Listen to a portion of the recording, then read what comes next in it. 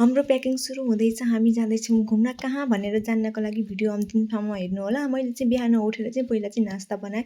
नास्तामा आज उपमा बनाएको थिएँ। बाबुलाई चाहिँ मैले सादा नास्ता बनाएँ। त्यसपछि मैले चाहिँ ड्राई फ्रुटहरू हालेर मिर्चीहरू हालेर चाहिँ हामीले चाहिँ आफ्नो लागि चाहिँ चटपटी नास्ता बनाएका थियौँ। त्यसपछि हाम्रो सुरु भइराखेको थियो प्याकिङ। यता चाहिँ बाबुले हामीलाई डिस्टर्ब गरिराखेको थियो।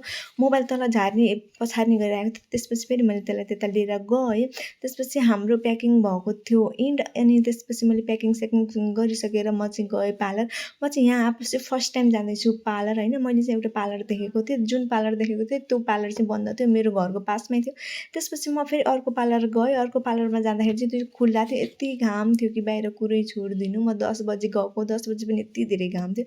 यो पार्लरमा गएर चाहिँ मैले थ्रेडिङ सेडिङ गरेँ। अनि उहाँले चाहिँ मलाई देख्नु भएको रहेछ। मैले कहिले देखिदिनँ, कहाँ बस्नुहुन्छ तपाईँ भनेर सोध्दै हुनुहुन्थ्यो। त्यसपछि म पार्लरबाट म फर्केँ, घर आउँदा बाबु खेलिरहेको थियो।